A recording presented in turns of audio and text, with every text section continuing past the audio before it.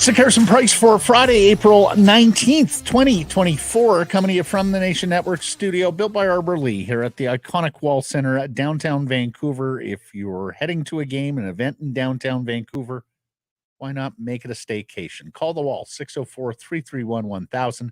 Ask for the Sekeres and Price rate. Some blackout dates apply. Matt Sekeres alongside Blake Price. Grady Sass hitting switches, conducting things with intern Sean Chessman. We got a big show coming up for you. And it's all brought to you by Applewood Auto Group. Applewood Nissan in Langley's got the wonderful 2024 Rogues redesigned, looking beautiful this year. Lease one at 2.99% for 24 months. Check it out at Applewood Nissan in Langley. It's all good at Applewood. Poll question today. We are asking you, do you see a path to the Stanley Cup final for the Vancouver Canucks? Yes or no? You can vote at Sekeres and Price on Twitter and YouTube. And buddy, I voted no on the poll because I just don't see anybody upsetting the Dallas Stars on the other side of the Western Conference bracket. I see a pathway to the Western Conference final, given the way the end of the regular season shook out on Thursday night, with the Vegas Golden Knights in the 8th seed playing Dallas in the first round, and the LA Kings playing the Edmonton Oilers in the 2-3 matchup in the Pacific. I think that's a good draw for the Vancouver Canucks. As we know, they swept the Nashville Predators. They swept the Edmonton Oilers this year in the regular season, had their troubles in the series against the Los Angeles Kings in the regular season, but I do think Edmonton's going to beat LA. I think it's going to take a Dallas upset to see a pathway to the Cup final for the Canucks. But hey, Vegas is a hell of a draw. The defending Cup champions for a first seed, and Winnipeg and Colorado, they're pretty good too. You're saying an upset of Dallas when you say a Dallas Correct. upset. Yes. I mean, I know everybody loves Dallas. I have yet to be wowed by their overwhelming power. They're a good team, not diminishing that they're not a good team, winning the Western Conference for a reason. But completely unbeatable, like juggernaut. I don't know. Very good team. Probably no unbeatable. Rightfully, there's no team in the NHL. favorite. The salary cap has created a parity in the National Hockey League that no team is unbeatable. I mean, the Colorado team a couple of years ago was astonishing in their run to the Stanley Cup final. That it was that easy for them in the number of games. We've seen some extraordinary regular season teams. Boston last year, Tampa several years ago, lose in the first round. So, and I just think Dallas is the class of the league this year. But you know, would be surprised to see them lose to Vegas, because Vegas is such a good playoff season team with all sorts of talent, and of course, likely getting Mark Stone back for this series. And you know, Winnipeg and Colorado on their best day or best days can beat anybody in the league. Those are quality hockey clubs as well. The way I always remind people too is, if we're talking about the pathways here, and then they might hit this team in the third round. If the Canucks are in the third round already, it means they figured out this playoff hockey thing. They've won 2 playoff series already. It means all the question marks you have right now going into the playoffs, who will step up, who will do this, is there going to be goaltending? It means yes, yes, and yes. It means they've done all those things. It means they're hitting on all cylinders. And we saw, particularly in the middle to early parts of the season, when the Canucks are hitting on all cylinders, they can beat anybody. So come the third round, if the Canucks have made it to that point and are facing off against the Dallas Stars, I like their chances. Yeah, I agree with much of that. What I would add is, remember the young Chicago Blackhawks getting to that final against Detroit when Detroit was really the benchmark in the National Hockey League. That's where their first bid ended. It gets very difficult at the conference final level. Sure. So, yeah, winning a couple rounds, getting the conference final, bowing out there, that would be a magnificent season for the Vancouver Canucks. In fact, if they win this round against the Nashville Predators, that is a very good season for Vancouver. Okay, well, since we're talking about the Western Conference bracket, let's predict it out.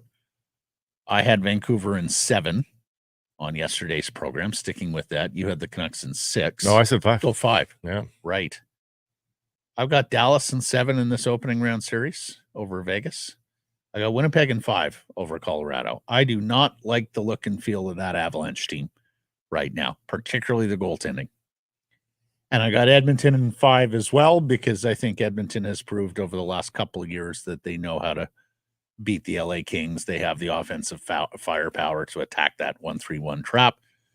So I got Dallas, Winnipeg, and then Vancouver, Edmonton as your final 4 standing in the West. I think the Oilers just, they're going to get slowed down a bit by the Kings. So I'll say the Oil in 6. Winnipeg just always lets you down.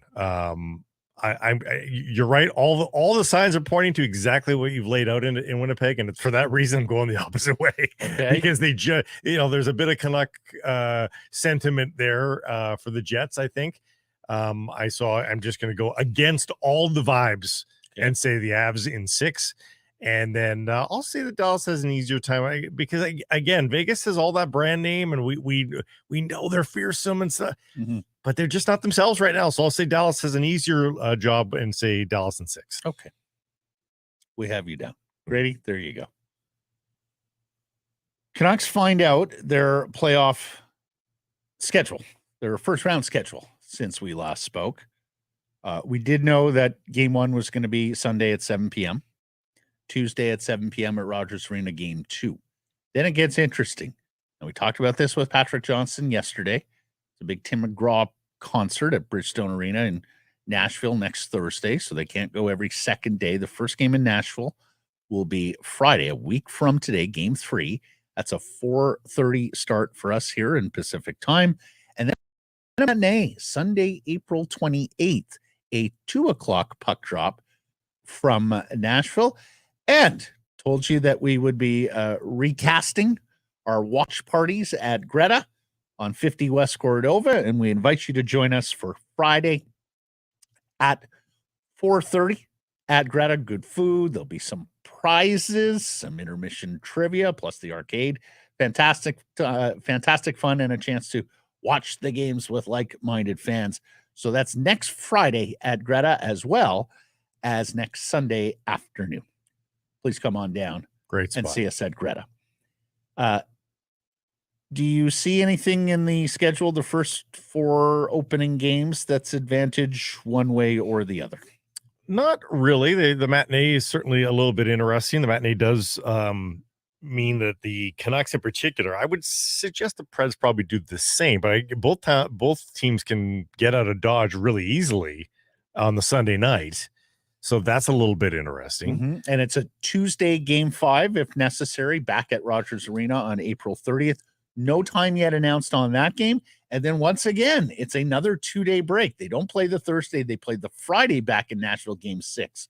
If the series requires it, Game 7 would be Sunday, May 5th. We'll just have to see how, excuse me, I use the word bloody loosely here. I don't mean actually bloody, but just how physical this series is to determine whether or not these little breaks and all that are that useful.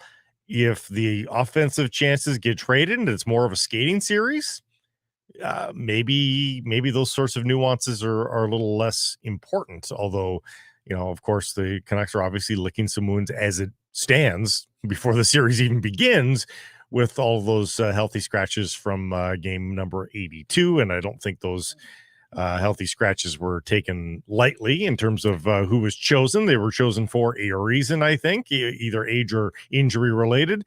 And, I think any rest, which makes my prediction like a goal, like if you can win this series in 5, you by all means try to, because that will guarantee you probably 5 to 7 days off before the next round begins.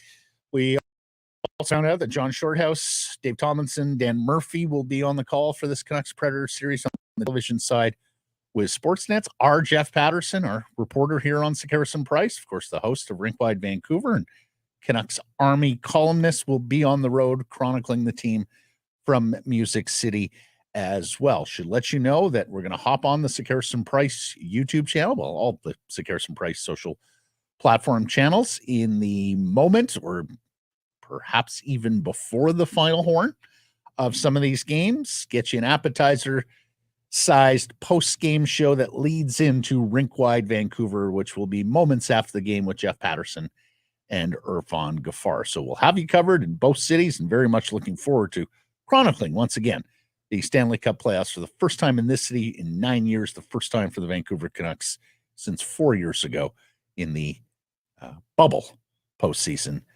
in Edmonton. 3 of the 4 Canadian teams in the playoffs got their hometown TV play-by-play crew, so most of the fans are happy about that. By the way, if anybody's wondering, would Ray Ferraro spot in? Ray's on ESPN, right, from tip to tail now in the playoffs. So it'll be Dave Tomlinson for as long as they allow that to happen.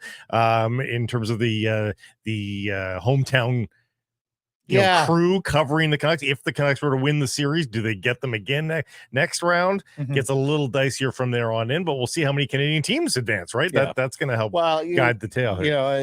And frankly, the whole notion of not having hometown broadcasters do these series is outdated. It's outdated on a couple of levels. Number one, people now want the homerism. They do. Secondly, it's not like we're in the old hockey night in Canada world where Bob Cole spends the week in St. John's, Newfoundland, and then flies in to do the Saturday game and isn't a game-by-game broadcaster for a team. Yeah. That job doesn't exist anymore. Watch parties. And this is interesting, and I've been communicating with our friend Rob Williams, Rob the hockey guy, the sports editor of the Daily Hive and Offside, because this is his beat. The Canucks released a tweet, but on their other platforms as well, earlier today. Experience every playoff moment. Find everything you need for the postseason at the Canucks Playoff Hub. If you click on that link, it does mention ways to playoffs in the community. You have to go into the playoffs in your community tab, click explore, and you'll find out about the party on the plaza 2 hours before every home game. So they made this real easy. Is that what you're telling me? Well, as Rob Williams noted to me, and we were just communicating about this, that is awfully buried in the release. Yeah, you'd think you'd be Does trumpeting. that mean that you're not doing actual playoff watch parties for the road games? Do we not have that as an option alongside the city of Vancouver? Because the party on the plaza, we've seen that before in front of home games. But the notion that we've been talking about for several weeks now is, are they going to do the big centralized watch parties like we saw and had trouble with in 2011, but that have become a staple for many city and many teams as early as round one on the playoffs? Now, leave open the possibility the Vancouver Canucks could still announce something here Friday, Saturday, maybe even before Sunday's for the road games, they could bring everybody inside to watch it on the big screen. And they still have time, of course, a week until next Friday's game 3. So we'll give them some leash here. We'll see if anything else is coming up. I mean, the tweet makes it sound like it's comprehensive, right? Everything you need for the postseason. Brand new scoreboard would make watching the game inside a pretty nice experience, actually. So I don't know if they're just punting on the idea of playoff watch parties, or if in fact we're going to see something further from Canucks Sports Entertainment, bringing the citizenry together in one location. And rather than the road games, I'm more intrigued by the home game watch party outside, when like a lot of people in the other markets, they love the home game watch party because the vibe is around the arena. There's already people congregating there. There's already a vibe in that district, and you want to be a part of it without having to pay $600 for it. Blake, maybe it just happens organically that people stand outside in the plaza and watch the game. But is there a screen? That's a great question. Like, you're right. People could just hang around, but watching their phones. Because you imagine the people who are going to the party in the plaza many will be going into the arena as ticket holders to watch the game. So, we'll see if there's anything further or if that's it from Canucks Sports Entertainment. Rob did tell me there is a watch party out in Delta, I believe. Yeah, there's one in Delta that he'll be chronicling for the Daily Hive and Offside. Just go to Greta. Just so much easier. Right. Just go to Greta. Come join us at Greta for the away matches next weekend. Let's hear from head coach Rick Tocchet. He had a game to coach on Thursday night, but he was asked a whole lot about what's to come after the fact. Here's Coach on the fun really beginning here and now. Looking forward to it. It's going to be a fun time for the guys. I want them to enjoy it. We got some work to do the next 2-3 days to prepare, and it's going to be exciting. So a few things here. They rested Brock Besser, Philip Hronek, JT Miller, and Ian Cole in game 82 against Winnipeg, and we'll get to the game here in a second. Means Hughes, Pettersson, and Garland are your 82 badge guys for the Canucks this year. You mentioned her injuries a couple of moments ago. Are we worried about any of those guys? Well, I think we're a little worried about Brock. No? Potentially. Hronek's been the guy that's been spotted bandaged up, I believe, with an elbow wrap. A little bit worried about him too, and he does seem to be passing up shooting opportunities. Mm-hmm. That's Brock is 3 without a point. Hronek is 4 without a point. Yeah. Here's the other thing, and Noah Strang of the Daily Hive pointed this out on Twitter. Final 40 games of the season for Hronek. 2 goals, 12 assists, 14 points, +2. He was +31 in the first half, you might remember. Mm-hmm. As Noah points out, he went from a 68-point pace to a 28-point pace. And in fact, finished right in the middle of those two numbers, did not get to his 50 points. 48. Ends the season on 48. I think Miller and Cole was more just about veterans who have played a lot. We saw some load management with Cole earlier. I'm a little bit nervous of Brock and Hronek and what they can bring to this series. The bad news for Philip Hronek is not a lot changed in terms of his usage either. Like it's not like they were frequently giving him other pairings in what a lot of people wanted to see. Actually, can he drive his own pairing? That really wasn't experimented with to any great extent. So the fact that he couldn't keep up his end of the bargain, I saw the Athletic did another one of their ranking tiering articles, this time on a team level, and one of the questions asked about Vancouver was the defense core, and one of the quotes in the article is, Hronek always has good first starts. This is just who Hronek is. He starts well and fades. Well, he plays hard minutes, right? You play top pair right side minutes, and particularly when you combine that with playing special teams, and of course he's played some special teams this year. That it's a long ass season in the National Hockey League. Hopefully they get some refreshing moments here over the interim couple of days before the playoff series begins and get a little bit rejuvenated, tank refueled. But yeah, there's some, hey, lots went down. Now, all of the offense dried up to some degree, not just Philip Hronek, but his is the most marked difference probably from first half to second half. Hronek was their third most used defenseman on the penalty kill after Ian Cole and Tyler Myers, and of course was their number 2 used defenseman after Quinn Hughes over the totality of the regular season. And for me, Blake, Philip Hronek is the X factor for this team. If you get first half Philip Hronek, you have an outstanding defense pair, not just defense man, but defense pair. And for me, if you get first half Philip Hronek, the advantages you already have in this series in terms of depth and talent become even more pronounced. You get first half Hronek, I could see Vancouver winning this series quite easily. If you get second half Hronek, then it's a little bit more pressure, a little bit more weight on Quinn Hughes' shoulders to carry that defense core. And in that case, I think you pull Nashville back into this series a little bit. And that's why some, myself included, think this might be just a smidge more difficult than others think.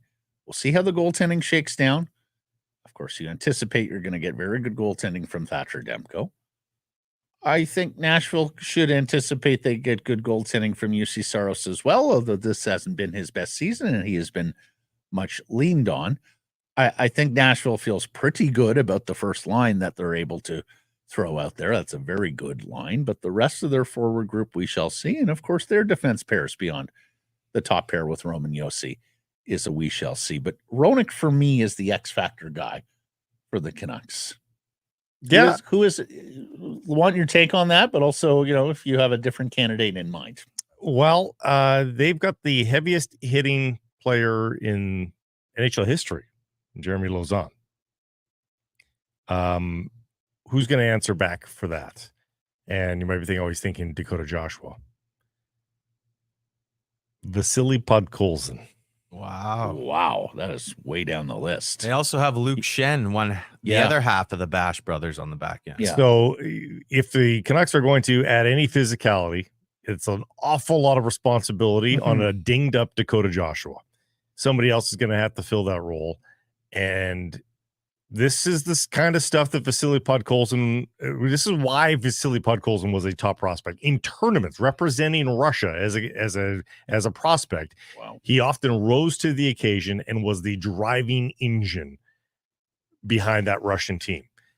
I wonder if playoff hockey might just suit Vasily Podkolzin more than even regular season hockey does. So if you're talking X factor, something a player you didn't expect anything out of almost on a night-to-night basis, I wonder if Vasily Podkolzin can get noticed here in this series. Find somebody who loves you as much as Blake Price loves Vasily Podkolzin. That is no, not at all. That is quite a shout, partner. I've got tons of questions about Vasily Podkolzin. I'm way less set on Vasily Podkolzin than I've been on a lot of my Russian prospect. It was okay, but you wanted a deep cut. I gave you a deep cut. No, I didn't want a deep cut. I wanted an X factor. You went deep down the X. I thought X factor meant deep cut. Well, it meant non-star. Right. I would love to share your optimism, but 2 points in 19 games, and I'm not even sure he's an NHL player going forward. Oh, I think he's a fringe NHL player right now, Blake. He's 20, just turned 22. Okay. But to be the X factor, he's got to perform now, not in 2 years. That's right. Okay. All right. There's not a lot of other physical players in this team. He's the one guy. If Podkolzin goes off, he's going to remind us. So clip it. Make sure we have it at the ready. He's an NHL player in a bottom six role right now. Like that is his floor. And no, is counting stats the only measure of this? No, exactly. You always throw counting stats at me. Counting stats not the only measure. You tell me, how's he doing Corsi wise? What are the analytics? I haven't looked on it. Well, all I'm saying is 2 points in 19 games is not an NHL player. I mean, that's an 8-point season. Come on, guys. No. As Jeff always says, there's got to be a bottom line beyond that. So, like, offensive side, there is progress that needs to be made for him to be an every game NHL regular going forward. Do love the physicality on him. Yep. He's certainly got that. But you got to do more than just throw body checks to be an NHL regular. Right. And so that's in the regular season. That's in the regular season. You need to see that. You don't need to see that in the playoffs. So long as Vasily Podkolzin in that line, and we anticipate it would be with Teddy Bluger and Sam Lafferty, but we'll see. Mm-hmm. If that line just plays neutral all series long, that's fine. That's a good result for your fourth line. But the depth on the Preds is going to be their issue on the forward lines. The third and the fourth line on the Vancouver Canucks should be a lot better than the third and fourth line on the Nashville Predators. They should crush those. They should crush them. Beauvillier's been a very good playoff performer in his past. Now had a dreadful season and was traded away from Vancouver for nothing. So, well, actually they got a pick, but you know what I mean. Mm-hmm. Cap dump. Novak's a pretty good player. I think people are sleeping on Novak. No, he's very good. 18 goals, 45 assists in 71 games this year. Evangelista is a young player, but he's got all sorts of offensive capacity, potential. In fact, did he not have a big game against the Canucks the last year or this year? Anyways, he was a half point per game guy as a young 22-year-old in the National Hockey League. And then Michael McCarron sort of recast his NHL future this year. This is a one-time first-round pick of the Montreal Canadiens. He's enormous, 6'5", 240. And he potted 12 goals in 70 games this year while playing 12.46 per night. And even Kiefer Sherwood contributed offensively on that Nashville fourth line. I think people are sleeping a little bit on the Nashville forward depth. I think it shows up a little bit more on the second line where North Van's Colton Sisson, a very good player, don't get me wrong, but is not probably the level of score you want as a second line centerman. Jason Zucker's an older player now, but there is some offensive ability there. And then Jankowski, that second line to me is the one that's a little bit more of a misfit than the third and the fourth with Nashville. Right. And even down the middle, like the Canucks centers are miles better collectively. And that's assuming Elias Pettersson can step his game up. But you're giving an awful lot of credit to 22-year-olds on that side. You know, well, because they have results, Blake. Well, not in the playoffs. Not in the playoffs. Okay, but Evangelista has 40 points this year, but Colson has 2. Well, a big, huge difference. I'm not saying he would have equaled that if he played a whole season, but he didn't play the season. Podkolzin also scored a month and a half, 14 goals, 79 games with more ice time. So it's not like he hasn't produced before. It just hasn't been going well in a system where Bruce Boudreau and others allowed them to go up and down the ice. Sure, but everybody got fat under Bruce. Podkolzin's season wasn't with Bruce. His big season, his rookie season? It would have been midway, 21-22. Right. And it's all relative to the role and identity. Guys, that's 2 years ago. Yeah. Come on. He's not that player anymore. We've seen it. He should be a more complete player now. He should be, but he's not. Yeah. But what is his role? Let's not turn him into something he's not. Why did my X Factor pick set off Matt so much? It's not that it set it off. It's the characterization of the player. Which is what I said. He's going to be physical, and you've had this huge reaction to it. Very upset for an X Factor pick. He barely makes a mark on a regular season game. Right, which is why it's a cagey hot take pick. Okay. If I went with Connor Garland or Dakota Joshua, that's just like what everybody else has been saying. Right? It's just like it's right there. I think we have our rationale. Yeah, we should also know possibly be too boring. He's never been a major point producer his whole career, and I know there's a lot of KHL from developmental issues here. Right. And he's not going to be that 10th overall pick player, but that doesn't mean he can't be effective in his current role. Okay. I'll have one more question for the two of you before we put this thing mercifully to bed. Does anybody think him Yuri freaking Lettinen or some sort of shutdown defensive player? No. Right. No. So doesn't score, isn't a shutdown defensive player. What am I missing here? Well, doesn't score. Just that he throws body checks? What does that mean? Doesn't score though in your mind? Like what's to stop him? 2 points in 19 games. Look at his NHL career. There's almost no bottom line there. Okay. Do you like Valeri Nichushkin? You always bring up Nichushkin. Right. Well, he played a whole season, 57 games with no goals. Right. No goals. And now he's a 26 goal scorer. If you're saying to me that there's a world where Vasily Podkolzin turns into Valeri Nichushkin, I'm going to tell you there is still that possibility. That story's not written yet. But if you think it's going to happen overnight here in this Stanley Cup playoff series, I think we're on glue. No, but I was very clear on that. This is not going to be Vasily Podkolzin has 3 goals and 2 assists in this series.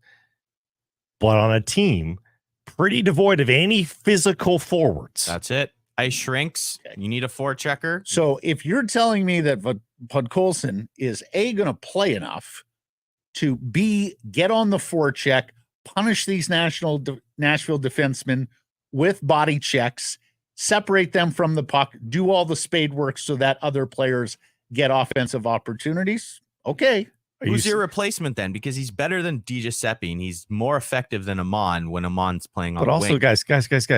It's not that I don't think he's one of the Canucks 12 best forwards. I think they've got, relatively speaking, a weak winger group, and that's what makes him an NHL And regular for Vancouver. we're also talking like Pius Suter and Ilya Mikheyev are so ingrained in their spots right now that they are impossible to remove. That spot is entirely Like possible. Vasily Podkolzin could be a top 6 forward in this series. We'll see. All right, we're just going to leave that topic because we got fantasies going on here now.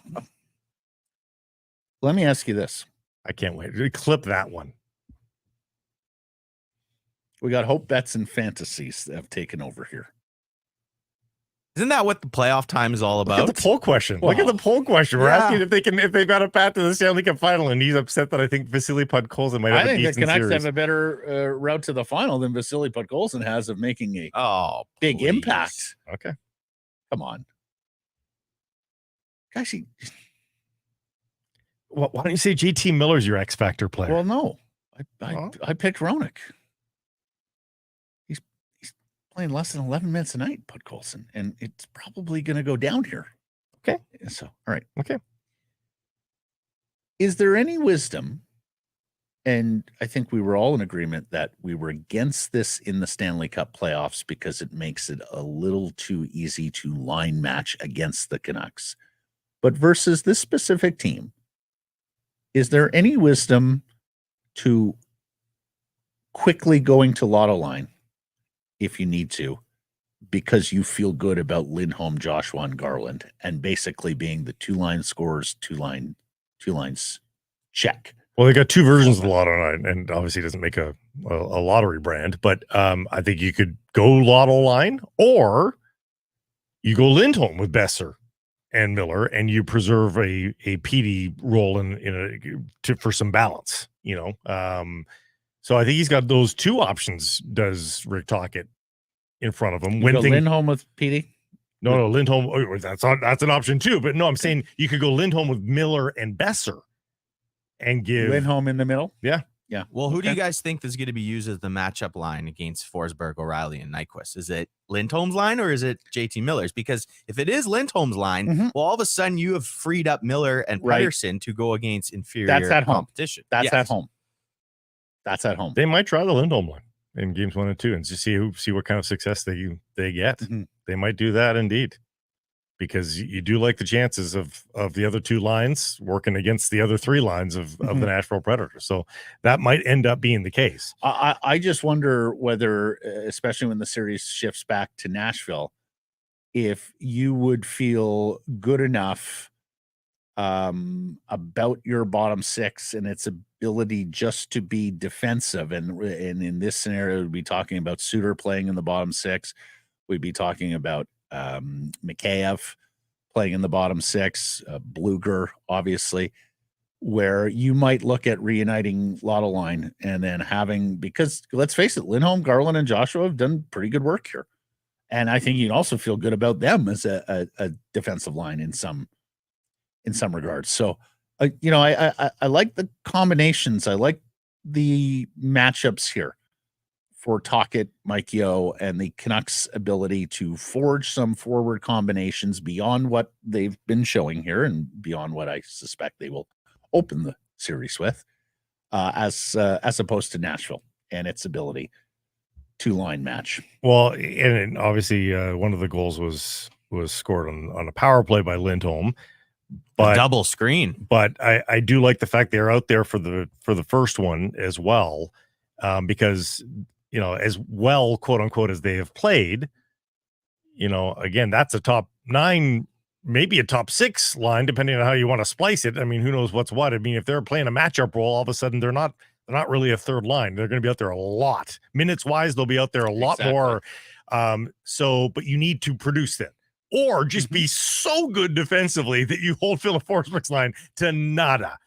So it's got to be one or the other. They've either got to match the offensive clip of the Forsberg line or just be so ridiculously good defensively that they render them completely useless. So one of those things has to be true.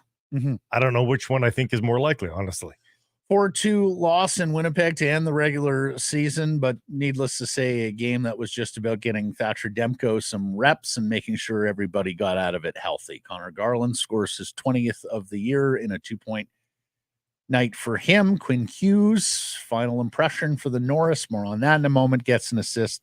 We mentioned the Lindholm power play goal and 23 saves from Thatcher Demko. Just what did we think of Thatcher in his final tune-up? Yeah, very good. Kind of hung out to dry a little bit again.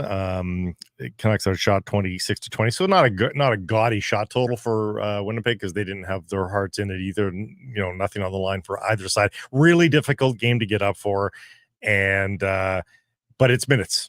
It's what everybody wanted from Thatcher Demko. A few good looks from a few good players, just to test his mettle. I think Thatcher Demko looked very good, so I think there should be full confidence in the Canucks goaltender going into the playoffs. All right.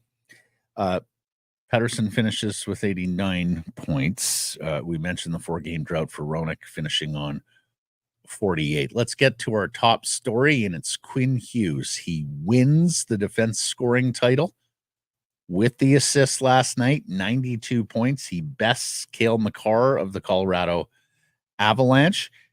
He is he's 2 points better than Cale Makar. He's the first Vancouver Canuck to ever lead defenseman scoring in the National Hockey League. He also sets a franchise record at plus 38 on the season.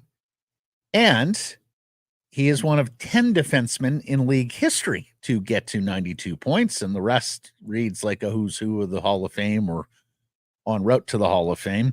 Bobby Orr, Paul Coffey, Al McInnes, Brian Leach, Denny Potvin, Eric Carlson, Phil Housley, Ray Bourque, and Nashville's Roman Josi. And honestly, a little bit of luck here, there. I mean, 100 points was doable. He's not he wasn't that far away from 100 points. I thought he played really well last night. I thought he was really hungry last night in opening 2 periods anyway. I think he wanted to get a few more points than he did last night. Yeah, I think so. I think he wanted the exclamation point and the leave no doubt with the Norris. Well, I think over the last 2 weeks, I think he thought he could get to 20 goals. I think he thought he could get to 20 goals because he was shooting a lot.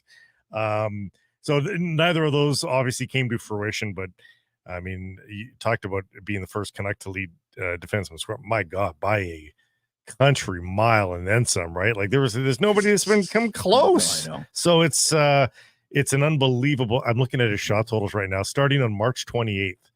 These are, I'm just going to read off the game totals: 4, 5, 3, 4, 3, 4, 3. I mean, he was pelting the puck over the last couple of weeks, just couldn't get past 17. Yeah. Incidentally, just getting back to the mashup lines in Lindholm, Garland, and Joshua. This also from Noah Strang at Daily Hive. Joshua and Garland outscored opponents 31-13 at 5-on-5. Now, both of them were on the ice for a goal against thereafter, but that's terrific from those two guys. They have been a big story for the Vancouver Canucks this year. You trust them now to get their fair share of points. That was an issue earlier in the season, but now they've got a conversion rate has been better. And I think you also trust them to play the defensive side of the puck. So I'm going to be interested to see. Which do you think is driving that? The fact that they have the puck so much, or that they're good for the most part? For the most part that they have the puck, that their zone time, that they do terrific work along the walls. And that they get the puck to good areas after they have possession in the offense. But I mean, that's sort of the way I view Quinn Hughes in the Norris too. When people say, "Oh, he's not that great defensively," he doesn't have to be that great defensively. Because it's such a small percentage of the time that he's on the ice. He's in the other, and then obviously I think he's underrated anyway defensively, but. But the old adage, the best defense is a good offense, is actually true because you can't score from 195 feet away with a goaltender in the net. Yeah. Now, we're on to Utah. And by the way, I believe they are on stage right now with Alex Morello. Alex Morello and Gary Bevan, as we are live on YouTube, are on stage together, denying unpaid bills. Yeah. And talking about how excited they are for the next chapter of Coyotes hockey. Yeah.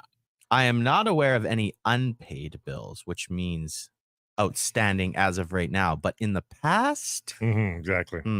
Tense matters there. Well, and for those that and missed they may it- have just gone and settled all those hotel bills after word broke. Yeah. I mean, every company has accounts payable. It's just about how long they linger. Look, I watched Alex Morello, the interview he did with a Phoenix radio station on Thursday. First of all, I'll give him credit for showing up, doing the interview, and taking the punches, because they did not pull any, the two hosts. And he hung in there. Some answers sounded canned, some answers sounded unconvincing. And of course, I think there's a lot of people out there who have legitimate and rightful doubts about his ability to get this land, buy an arena, and bring the Coyotes back in 5 years' time.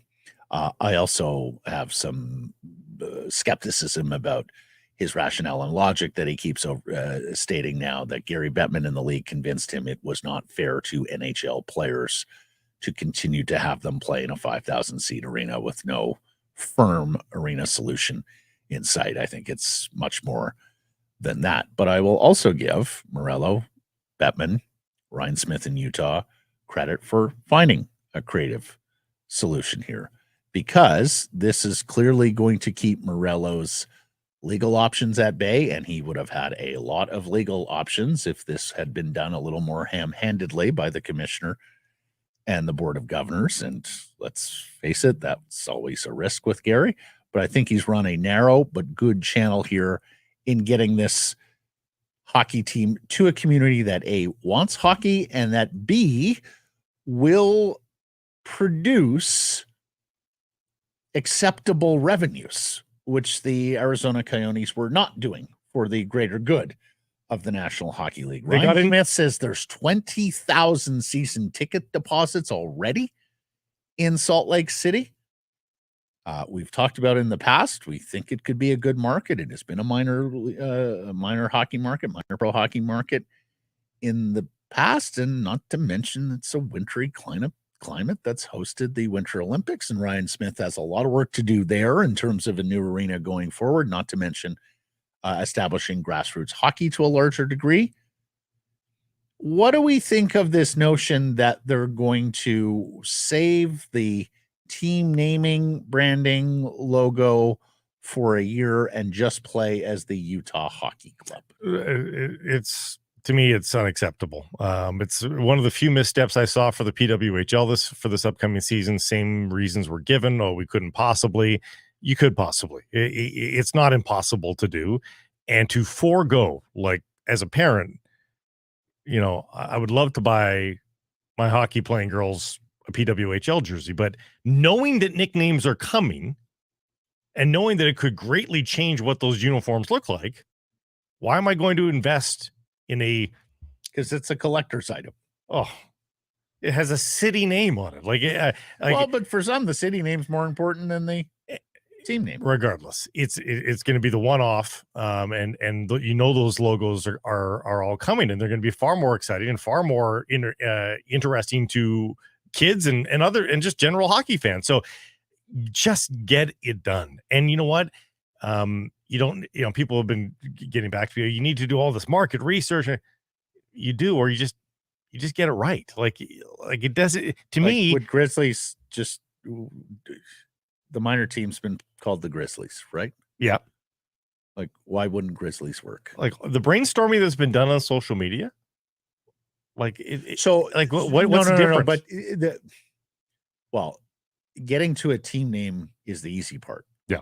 Then it's about the outlay of everything that's going to require, including uniforms, branding across everything, right? Yeah. So I'm with you to a degree. So the Thrashers became the Jets overnight. Nobody expected that. Well, but Jets was pre-existing. The name was, but you just said the name's not the problem. Right. The logo, all that stuff, all that was done for Winnipeg, lickety split. Here's the thing. I think Chipman and Thompson and everybody in Winnipeg knew they were getting Atlanta way before we all knew they were getting Atlanta, knew forever that it was going to be Jets.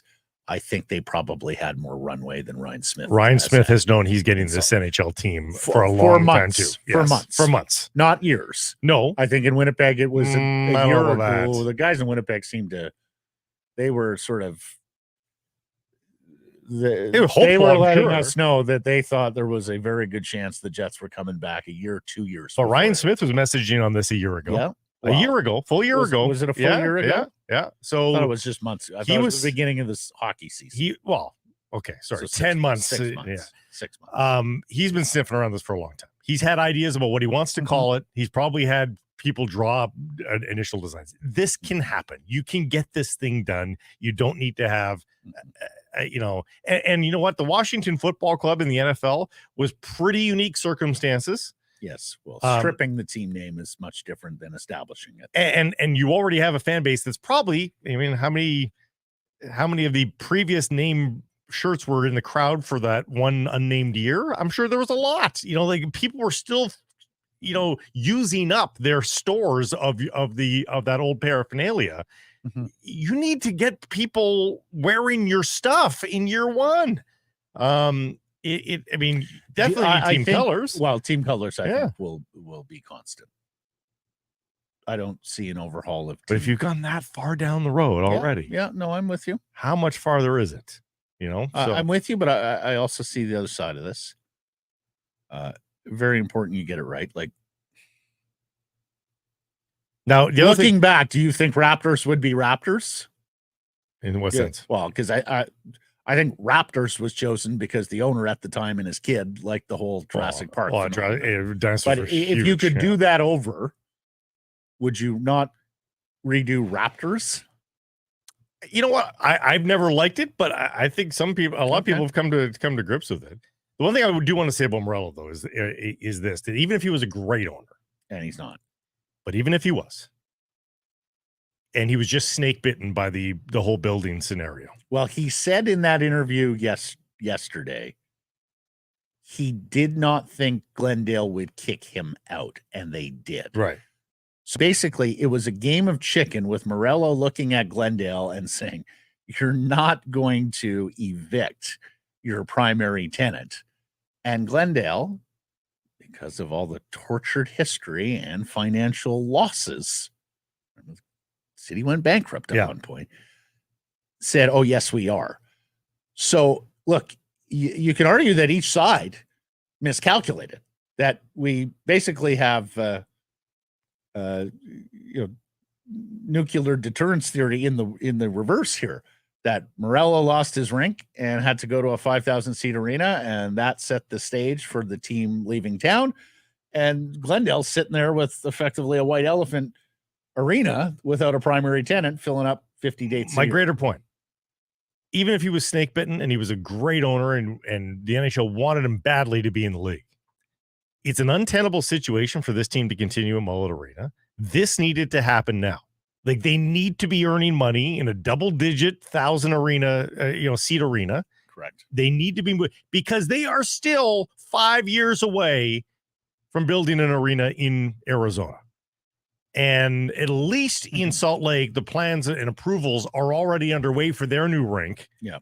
That is going to produce revenue in a few years, not 5. They're going to be playing in a basketball arena that's not exactly set up for hockey, much like the Arizona Coyotes. Well, then Phoenix Coyotes did when they moved from Winnipeg. But there's going to be at least 10,000 good seats. Morello noted that as, he said there wasn't one mistake. It was a series of events that happened here that made hockey not work. And that was one of the first things. Yeah. I've been to that Suns basketball arena. It's a horrible arena, done on the cheap, so cheap.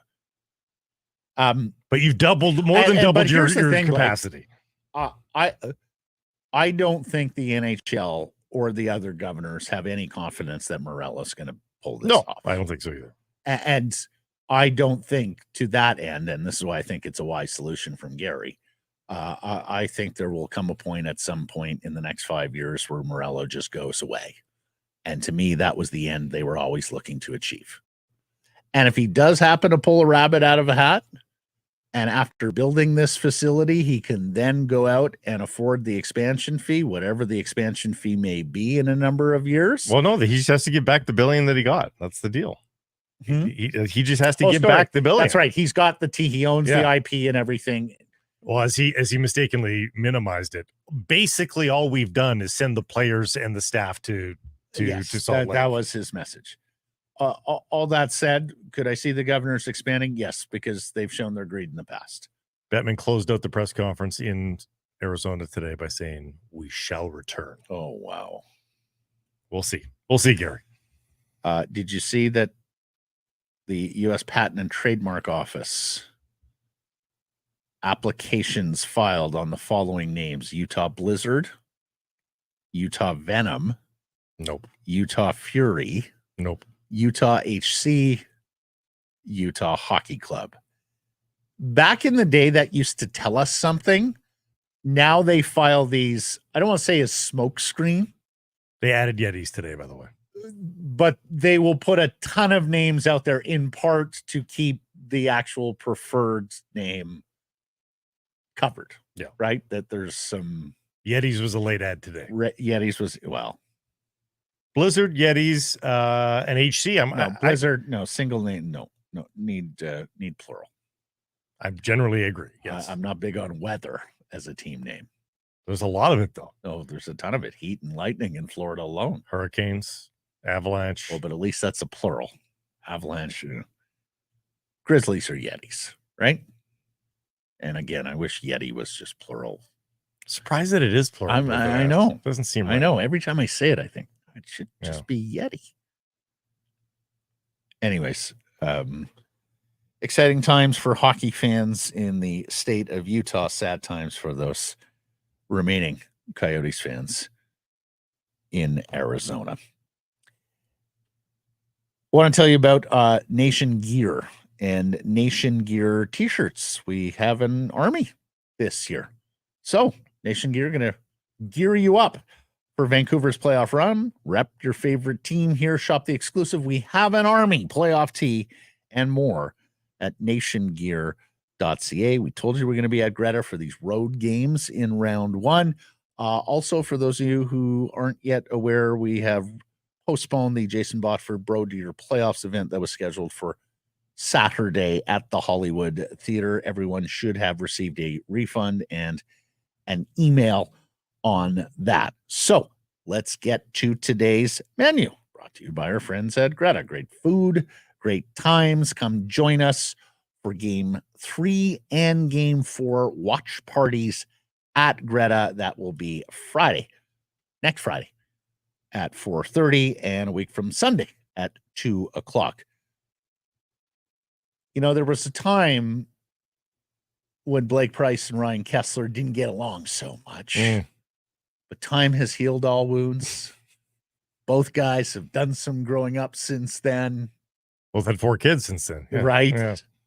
Both have 4 children.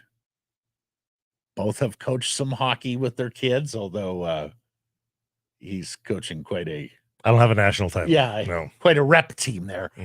Ryan Kesler joins the show, and a lot of questions to ask Kesler, including, you know, whether he's got the coaching bug after coaching his kids and winning a, what is it, U14 national championship with Detroit Little Caesars.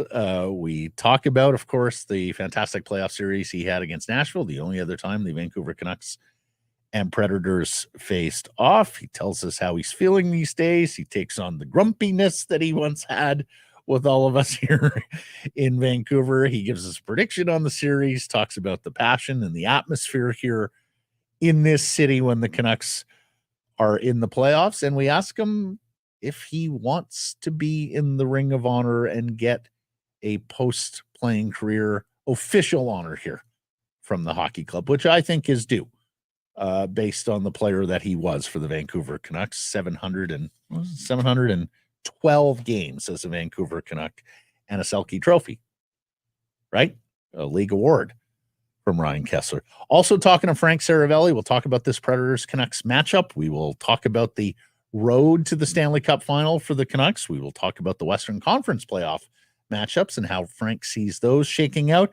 As well, he discloses to us whether or not he, in fact, voted for Quinn Hughes for the Norris Trophy. He also tells us about his heart ballot, and that was an interesting that was an interesting vote this year because so many candidates, no clear cut. Closest vote in ages, I think perhaps. it is. We'll see. Not to mention more on the Utah Hockey Club. Maybe the Grizzlies. Maybe it's just the Utah Hockey Club. Maybe the Yetis. Ryan Kesler is coming up next. In a season like this, you never want to miss a single second of what's happening on the ice, and you want to be around your fellow fans, right? Well, Greta Bar YVR at 50 West Cordova, the perfect spot to do so. Hey, if you've got tickets, a great place to pre and post. They've got drink specials every single day. And if you don't have tickets, well, stick around and soak up the atmosphere with all your fellow fans, play all the great video games and air hockey, great air hockey setup as well at Greta Bar YVR. We'll see you there, 50 West Cordova. Northlands Golf Course. Download the free app and book tee times with a touch of your thumb. And while you're on course, open the app for hole-by-hole GPS and track your score. 6 to 90-day reservations. Jump the queue. Lock in your date for $10 per player booking fee. Limited daily availability. Check it all out. golfnorthlands.com. Our next guest played 712 games for the Vancouver Canucks, was the 2011 Selke Trophy winner as the league's best defensive forward. And for those who remember, probably the most dominant series by a Canuck in the postseason.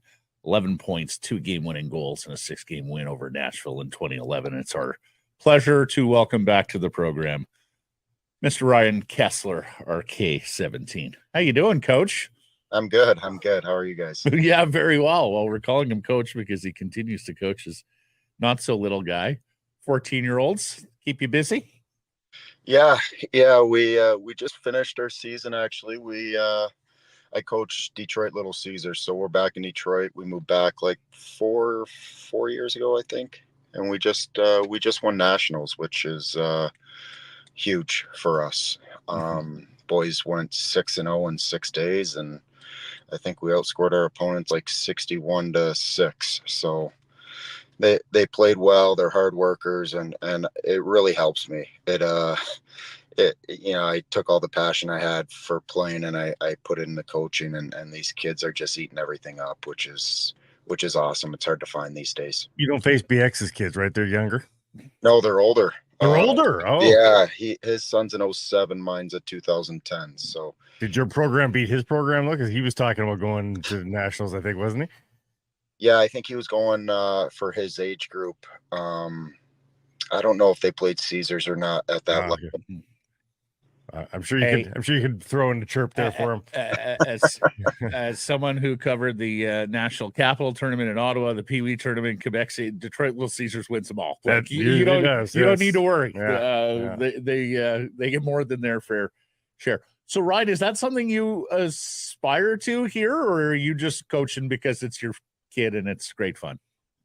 I don't know. That's a good question. If you would have asked me when I was playing, even after I was done playing, I wanted nothing to do with coaching. I didn't aspire to be it. Even when I kind of fell into this coaching role, they asked me just come on the ice, and I really didn't want to. And I wanted to get away from the game because to be honest, I really didn't like it that much, being injured and all that. So, but after jumping in it and diving in, I developed a passion for the game again. I developed just a love for the game that kind of disappeared in those last few years.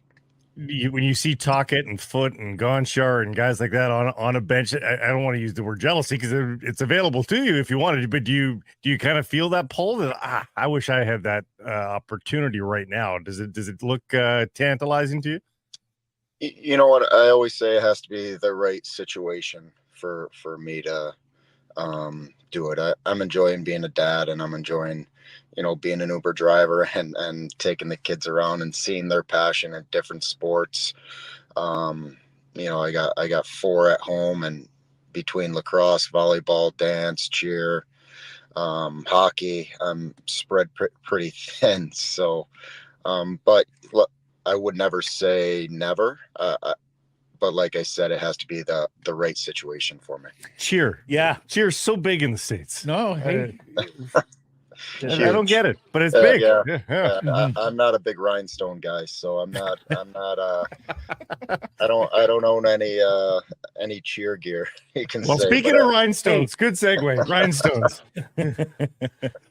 Well, hey, we want to bring you on, of course, to reflect back a little bit on the only other time the Vancouver Canucks and Nashville Predators hooked up in the playoffs. It was round 2, 2011 during the run. And for some of us, it was the best hockey we ever saw you play, some of the best hockey we ever saw anybody play in a postseason series. When you reflect back, what do you remember about that series against Nashville? You know, it was, like you said, it was probably the best hockey I've ever played, and I was just really enjoying the game. And you know, we had such a close team, and to get past that second round was huge. You know, I had success in the score sheet, but you know, we had so many players play a huge role in that series. You know, especially, you know, talk about that series, but the series before with Burrow scoring that huge goal, you know, kind of set it up. And I always say, I didn't score up until that point, and Ehrhoff set me up beautifully in the crease, and it was a tap in. And ever since that, I kind of took off. I was amazed when I went down the rabbit hole of it in anticipation of this interview. And you say that everybody else was great as well. And, you know, it's not entirely true when you, at least counting stats wise. We should make that caveat, I guess. Counting stats wise, I mean, it was you and Christian Ehrhoff, and that was pretty much it. I mean, Danny only had 3 points in the series, and I was amazed at how much it was relied upon you to actually put the puck in the net with the 5 goals. I mean, was everybody feeding you when you? I mean, you've been on the other end of that when you see another guy with a hot hand. I mean, do you feel like everybody was looking for you after game 1? Yeah, you know, when the puck's going in, it's going in. You can't explain it. Anything I shot went in, and I was getting the bounces, and you know, when you have success, it's human nature to look for that player more. And the puck was finding me and following me around. And I always say, when I feel the best on the ice, or when I used to feel the best on the ice, it felt like I would never get tired. I could skate for days, and I felt like that the entire series. And then, you know, then Hank and Danny took over the San Jose series for us and got us to a Stanley Cup final. How much did the 2 rounds in the Nashville series take out of you, Cass? You know what? I felt pretty good after the Nashville series, but you know, game 5, when I felt my hip go, you kind of know as a player that something's not right. And, you know, you go back and get fixed up. And, you know, I would say, if anything, I think the San Jose series was pretty physically taxing on me. More so than the Nashville series. Yeah. Remind me, and we've heard that from everyone. Higgins, Schneider, Ham Hughes, Mason Raymond, everyone talked about how good thing you guys won that series in game 5, because you had a lot of players who would have been fighting through things in game 6. Was that ground zero for the hip problems, or was it before that as well? I had 1 surgery or 2 surgeries before that on my hip. Before that still, okay, yeah. But this one was bad, and it was completely torn, and just to get through the next 2 weeks, I would have liked the finals to be only 4 games, and it ended up going to 7. And it just, you know, after that, it takes so much out of you emotionally and physically. And you know, to get over that, you know, obviously it was an experience. You look at all the positives that came out of that playoff run. The city became so electric. I'll never forget the drives home from the arena, and driving a mile took 2 hours, and the streets lined with fans, and how just the excitement in the air every day on game day, going to the rink. And it's I'm getting chills just thinking about it right now. Those are some of my fondest memories. Vancouver to Nashville is about as far as you can go in the Western Conference for a playoff series. How concerned should the Canucks be about the travel in this series? You know, thankfully they're starting at home, so that's an advantage for them. I'd like to see this in 4, maybe 5, so they don't have to. But when it gets to 5, 6, 7, you're traveling every day. I think early on it doesn't affect you. It just, if you have longer series, the further you go, the more it takes out of you. Being a first round series too, right? You're not quite yet war torn. I mean, in their case, they had to go all the way to Chicago in round 1 there in 20, and then all the way to Nashville. So their travel was. Ryan, that was the first time when you guys faced. That was the first time they'd ever escaped the first round. So there was some buzz there for a market that had never experienced that ever. They're a little bit more mature. They've gone on some deep runs since then. Of course, went to the Cup Finals back in 2017. So they're a little bit more savvy to it, but. What did you make of the market back then? What do you think the Canucks should expect just in terms of the atmosphere now?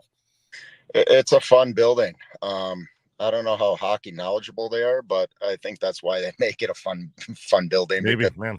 They cheer for everything. It's a fun atmosphere to go into as a visiting team. And the fans should be pretty good for them. Nothing like Vancouver fans, though, with how passionate they are and how loud they get in the playoffs. But saying that, Nashville will be excited to have playoff hockey. I hear you keep up with the Canucks. You still follow the progress here. I do. I JT Miller's obviously having a career year. I like the makeup of their team. I've liked what they've done with it.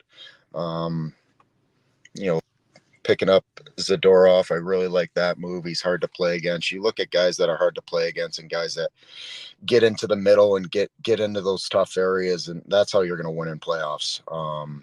The checking gets tighter, and you need those guys to want to go into those areas and those guys that are hard to play against for possibly 7 games in a row. And if you can win that battle, you're probably going to end up on the right end of things. Your games are a little bit different. Maybe you've commented on this before, but remind us what you think of JT Miller's on ice game, because he gets a little bit of comparison to you because you guys both had a little snarl, some attitude out there. Right? What do you think of what JT Miller brings to this club?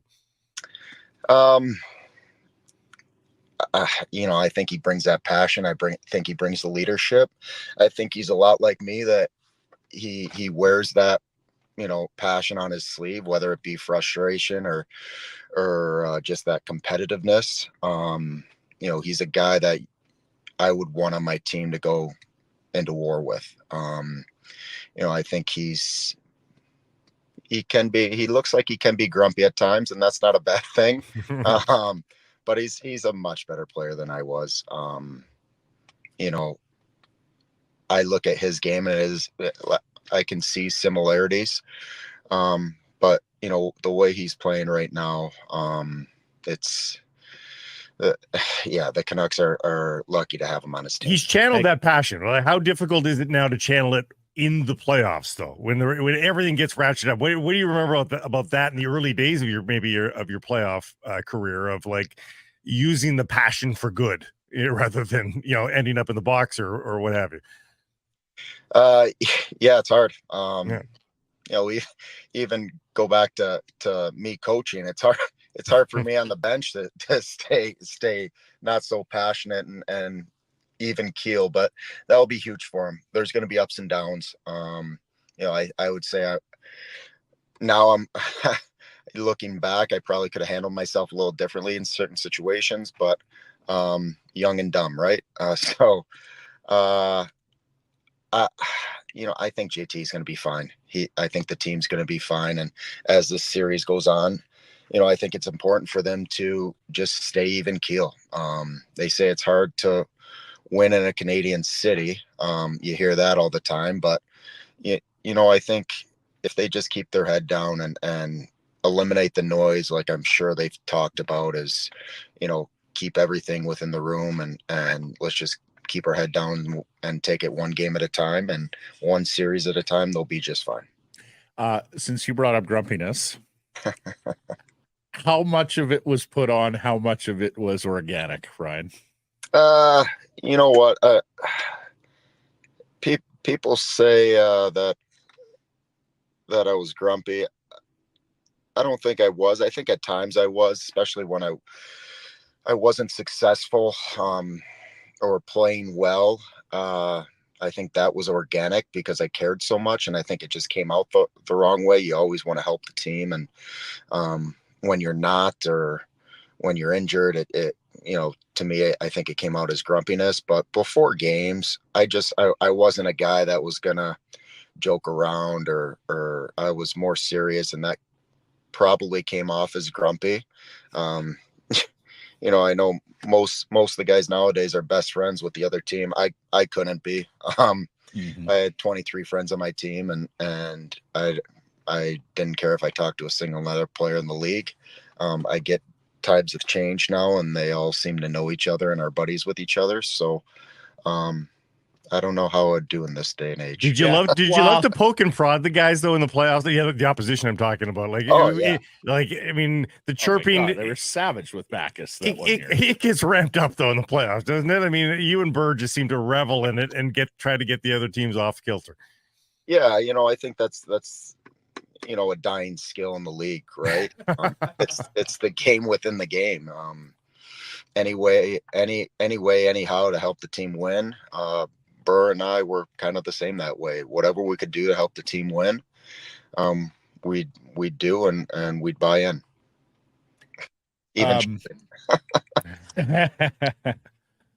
Incidentally, you'd fit in with this room. We got half of Team USA down the road here at Rogers Arena. Wanted to ask this question because the last time you joined us, you painted a bit of a tough picture, but how you doing physically? How's the body holding up? It's still a challenge. It's better. Day to day, still can't run or I'm building myself up by, walks, but I can get on the ice and skate. I put on the equipment for a charity game and for the first time, and that felt awful, but it felt good to get out there and just get in the locker room again. I think that's the thing I miss the most, is being in the locker room and just hanging out with the boys and just having a little bit of that with that charity game. You realize how much you miss it, but I'm good. Mentally, I'm a lot better. Physically, getting there. The kids coaching helps. My kids help keep me young. And yeah, I'd say day-to-day life is good. It's just can't do certain things. And that is what it is. And, but saying that, I still work with, Damian Maroney and Ben Spohr out in Vancouver. I Zoom with them, and they could put me through workouts to just keep on my hips and help. So, in November, we're actually coming out there to play in that Pat Quinn Invitational. Oh, so, awesome. Great. So hopefully catch a Canucks game. Absolutely. Hopefully they're in town, and hopefully I can see some old faces. That'd be nice. Well, a couple of things. Number one, we noted there's a milestone birthday coming up in August. Yes, so we wish you glad to hear you're improving, because 21st birthday. because most people aren't improving towards that milestone birthday. It can change. Secondly, being back in Vancouver, and this is a question I've been itching to ask you. There's a lot of us here who believe you belong in the Ring of Honor at Rogers Arena. Do you have thoughts about that? Is that an aspiration? Do you know of your status, candidacy? Talk to me about a post-career honor with the Vancouver Canucks, because I think it's deserving. Yeah, I mean, every player loves to get acknowledged, right? I would have loved to, I'm still not retired, but I'd love to, retire a Canuck, and those were my best years. Those were the years that I remember, and the teams and the teammates, not taking anything away from Anaheim, but just the cup run and all those great years we had, the President's Trophy and the success and the community and everything about Vancouver. It's home. And if they do choose to honor me, I would love that. It kind of being a closing of that chapter in my life. and it would be awesome. Thinking about it gives me chills and almost tearing up a bit just thinking about it. So, well, he'll be here in November if you're Yeah. listening. Canucks Sports Yeah. Entertainment. Elbow to the ribs. Lastly, Cass, who do you like in this Canucks Predator series, and in how many? I like Vancouver. Actually, just told someone last night Vancouver in 4. So Wow. Vancouver There in you 4. go. Wow. Bold. There you go. Very bold. Never lack for bravado on the Nashville ice. fans don't like me anyway. So, That's true. can Vancouver win in 3 maybe? Great catching up, Ryan. Thanks for the Yeah, time. good. All the best with the kids and the coaching and the body, and we'll catch up down the road. Thanks, Ryan. Thank you. Take care, guys. Hey, everybody, if you're enjoying what you're seeing here, then follow along with Sekeres and Price on YouTube. I promise more content coming. The kids call it subscribe on YouTube. Well, how about liking it? Do that as well. Smash it right now. Hey, you. No, not you. You. Are you an owner operator? You have a fleet of trucks or cars?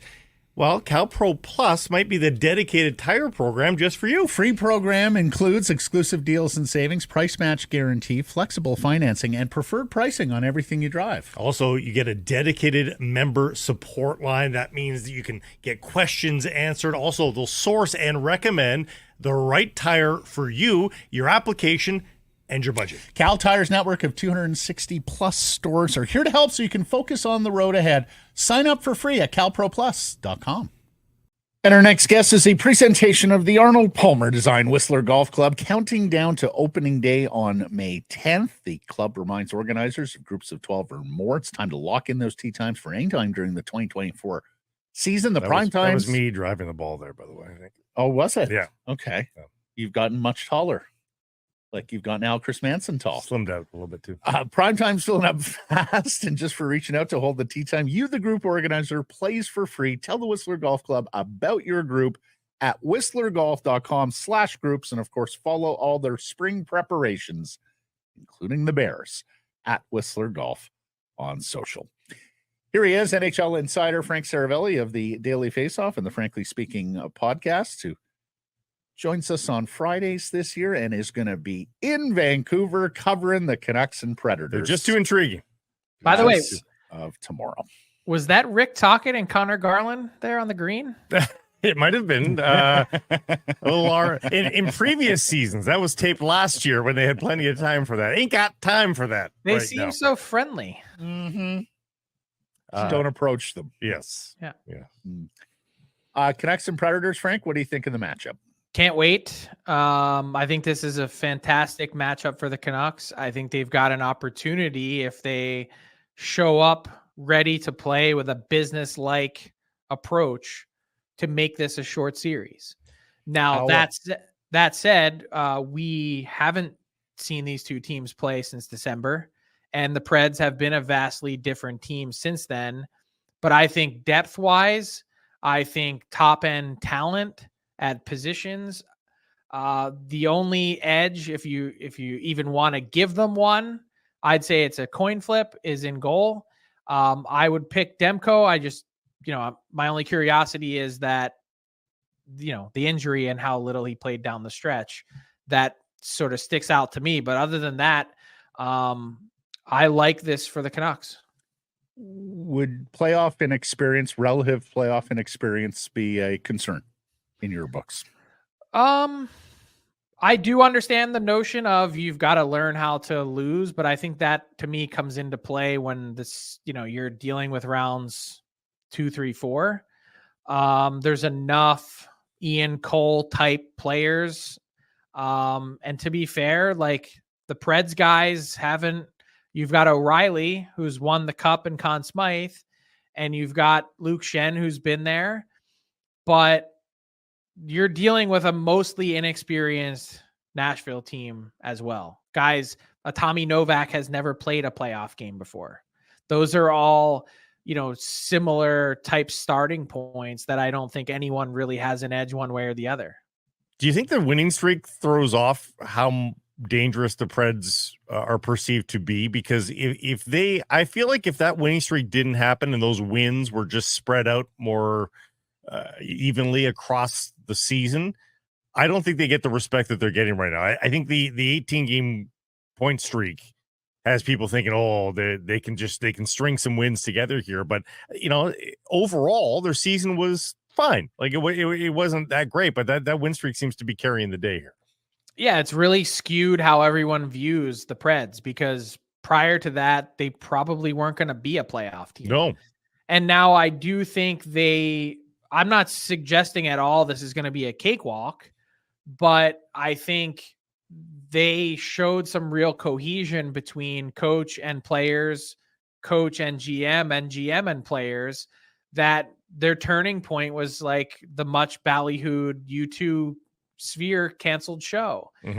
That became a thing, just like the Morgan Riley suspension in Toronto became a thing, just like the Sean Couturier healthy scratching in Philadelphia became a thing. There are different inflection points in a season that send it hurtling on one path or another. And for the Preds, that was overwhelmingly positive, but they did also come back to earth the last number of weeks of the season. Yeah. Below 500 the last 10. Let's ask you the poll question, Frank. Now that we know all the matchups, do you see a pathway to the Cup final for the Vancouver Canucks? I personally don't. I think the Canucks can make it really interesting, though. I think if you're looking at Canucks Oilers round 2, I think they've got the ability to give Edmonton fits. And speaking of winning streaks, at one point this year, the Oilers strung together 24 consecutive wins between an 8 and a 6 game streak. You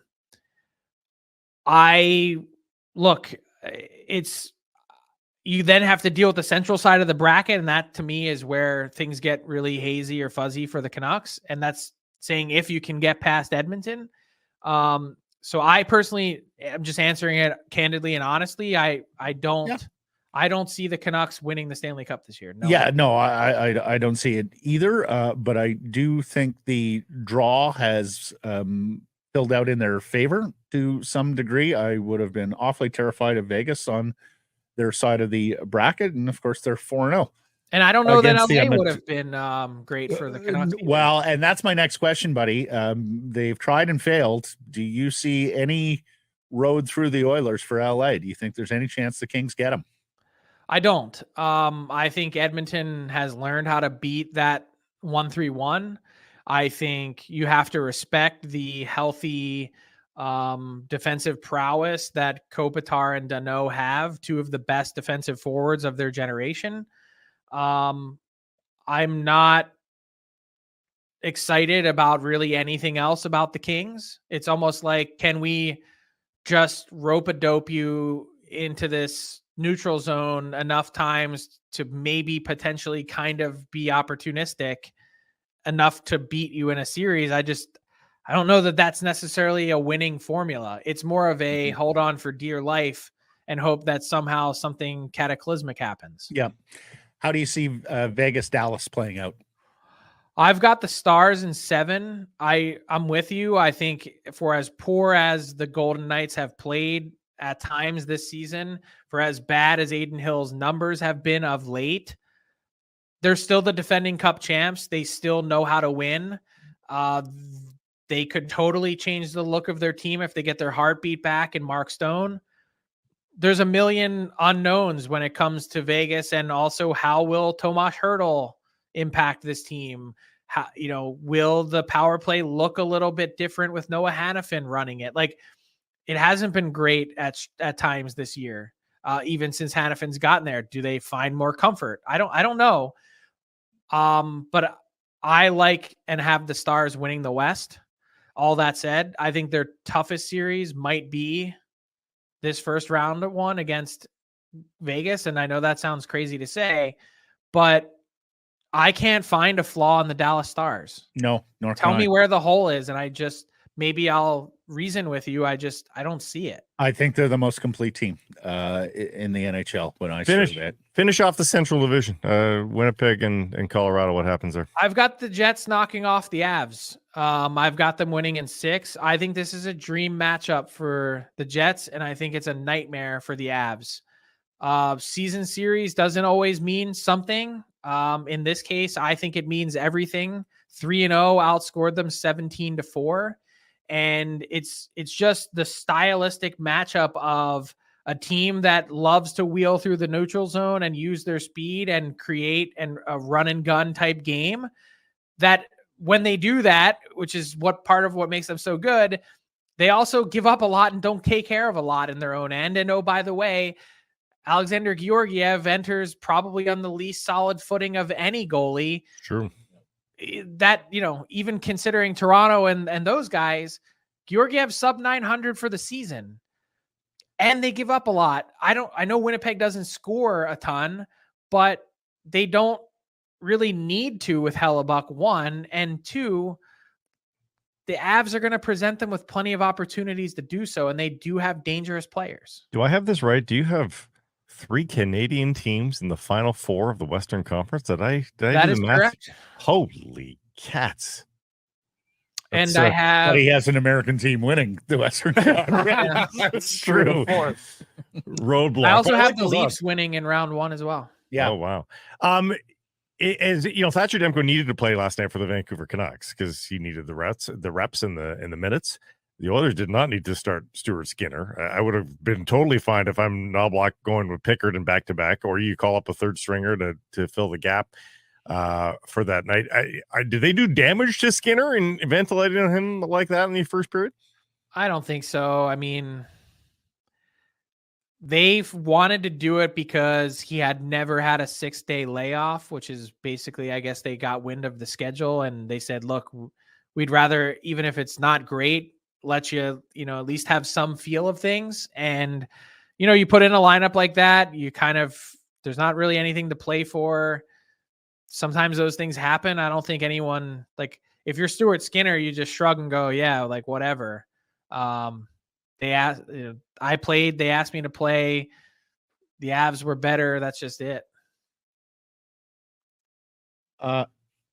Quinn Hughes and the Norris Trophy. When we last talked to you about this, you said you were still deliberating.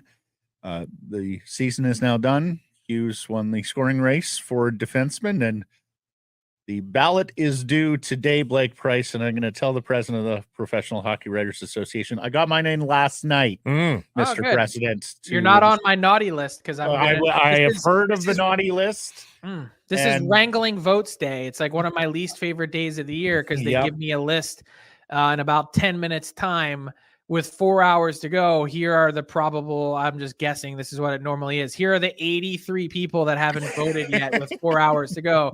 Please text or call every single one of them to make sure they get their vote in. Yeah. It's all about the glamorous volunteer role. Right. So for my first time voting in 13 years back in the Professional Hockey Writers Association, I wasn't going to be on the Frank Seravalli naughty list this year. You can look forward to that next season, Frank. Bless your heart. But have you filled in your ballot? Is Hughes number 1 on the Norris list? I sent my ballot 4 hours ago, and I did vote Quinn Hughes number 1. Do you think he'll win? I do. I don't think it'll be close. Really? Okay. Really? What makes you think that? Because we'd heard, the onslaught of replies that I received telling me how stupid I am.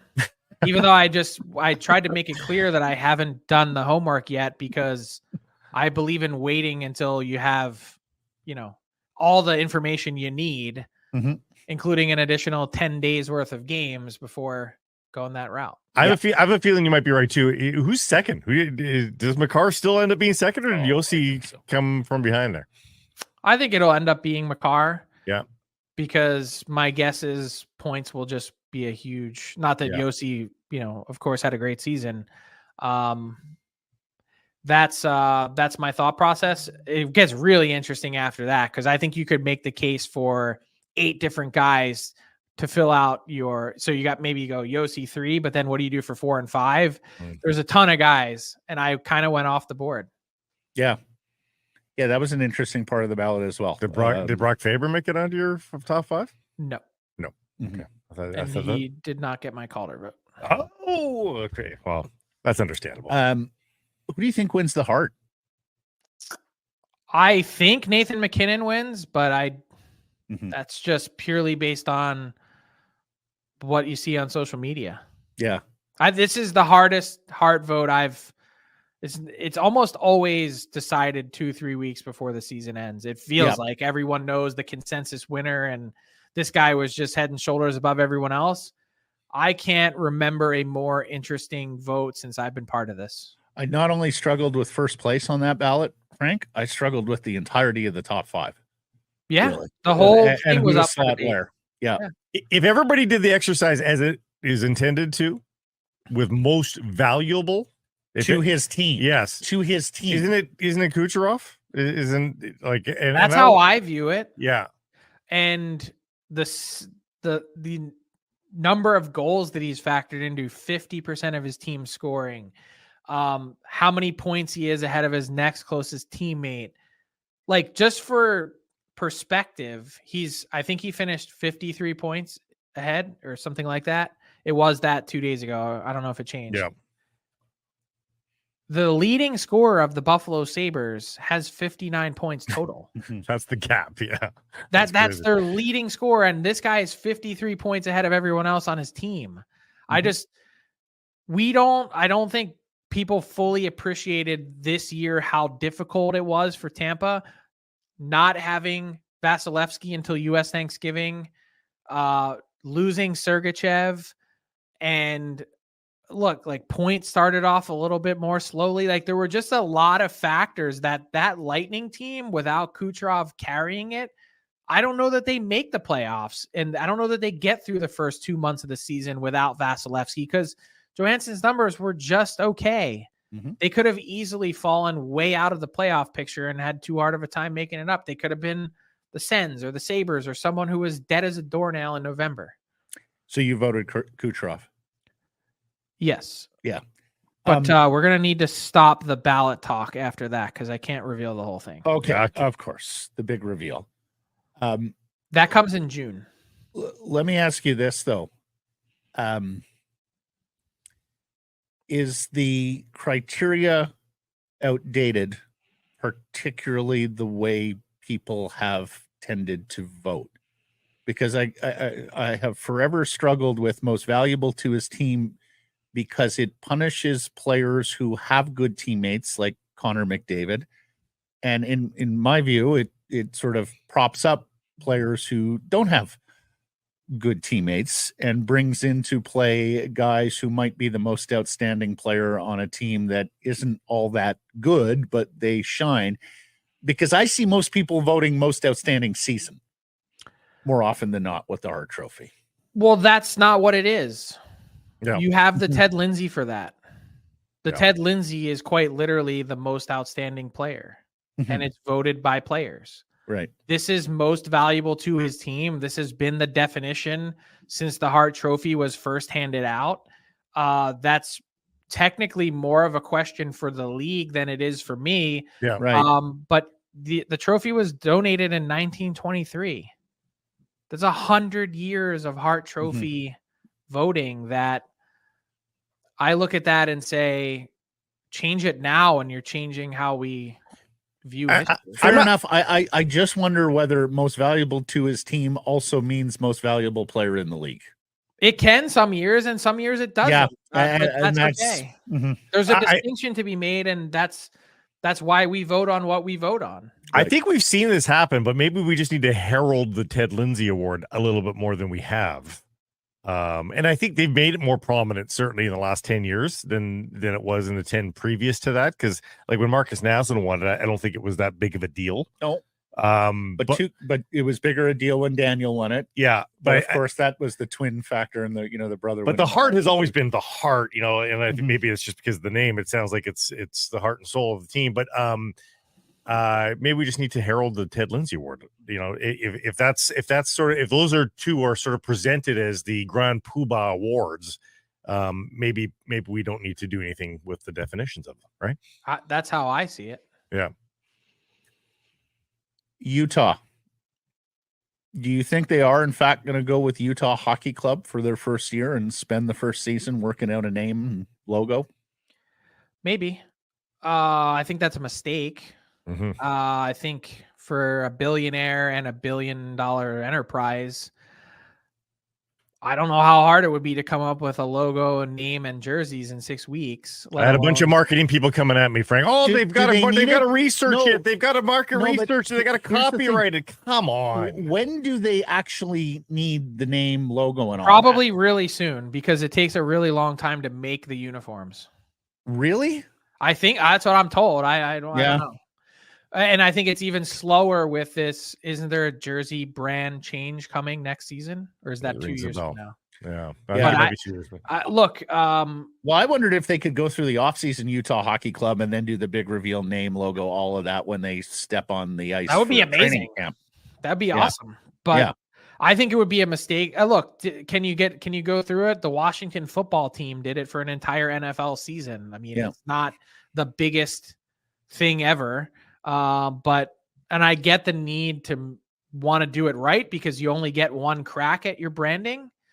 But I would be working day and night to get a brand, right? Just merchandise sales, everything that comes with it, what your team feels like to other teams. I don't know if that means something, but it does to me. I hear what you're saying.